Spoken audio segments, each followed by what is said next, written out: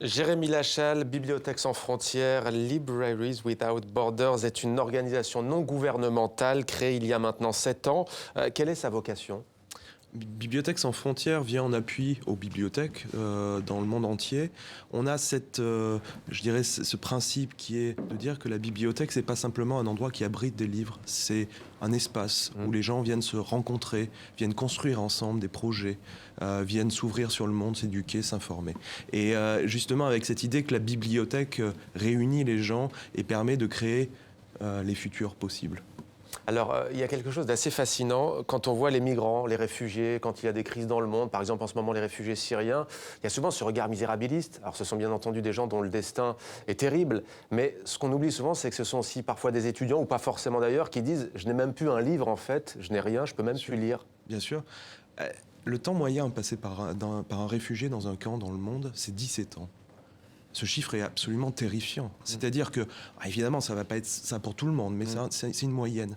Quand on va passer 17 ans dans un camp de réfugiés, alors évidemment, le logement, la nourriture, les soins sont extrêmement importants. Mais très vite, en fait, il manque ce qui fait nous des êtres humains. La possibilité de s'informer, de communiquer, de lire, d'écrire.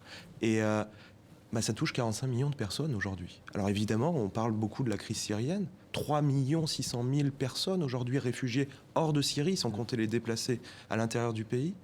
Et la moitié d'entre eux ont moins de 18 ans. On a aujourd'hui un drame dont on parle très peu, en fait, parce qu'évidemment, quand on est à la télé, quand on regarde des images, on voit les immeubles détruits. Mais quand on pense qu'une génération entière d'enfants qui ont moins de 18 ans vont pas aller à l'école, la moitié d'entre eux vont pas à l'école aujourd'hui, sont pas scolarisés, comment vont se construire les futurs?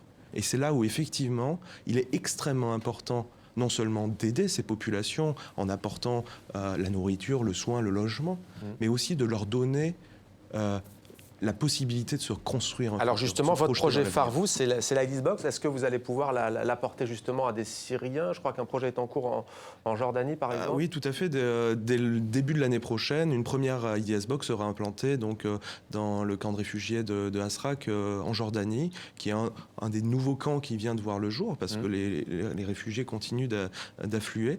Et cette box, c'est une médiathèque en kit portative, hein, vous l'avez très bien dit, qui tient sur 2 palettes, on le voit à l'écran, et quand elle se déploie, quand elle s'ouvre, eh bien, on va avoir une bibliothèque avec des livres papier, on va avoir un accès Internet satellitaire ou 3G en fonction de la zone, avec des tablettes, des ordinateurs pour se connecter à Internet, un cinéma pour diffuser des films, des documentaires, des films de prévention aussi, c'est extrêmement important. Souvent, l'image est le média numéro 1 qui est compréhensible par tout le monde.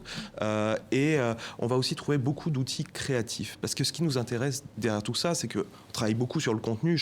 Dans chaque zone de déploiement, le contenu est adapté. Alors, typiquement, là, en Jordanie, au Liban, on travaille avec des experts de l'éducation au niveau local pour avoir le contenu le mieux adapté. Mais ce qu'on veut le plus, c'est que les gens puissent s'approprier complètement le dispositif et créer eux-mêmes leur contenu. Alors à l'intérieur, il y a des caméras, il y a de quoi faire des ateliers d'art plastique, de composer des blogs, des journaux, des choses comme ça. En langue française, vous vous adaptez en Haïti, on imagine en français. Pour ce qui s'agit des Syriens et de la Jordanie, plutôt l'anglais ou... De l'arabe. Arabe, bien sûr. De l'arabe, évidemment. De l'anglais, du français. Prenons le cas du Liban, c'est extrêmement compliqué quand on est enfant syrien et qu'on arrive au Liban et qu'il faut être scolarisé au Liban en français ou en anglais, alors qu'on a été scolarisé toute sa vie en arabe. Voilà, on comprend le retard des enfants, on comprend la déscolarisation des enfants. Donc il y a tout ce travail-là aussi de comment on match ce retard, comment on fait ce rattrapage. Et c'est pas simplement en mettant que de l'arabe, mais aussi de l'anglais, du français et d'autres langues, pourquoi pas.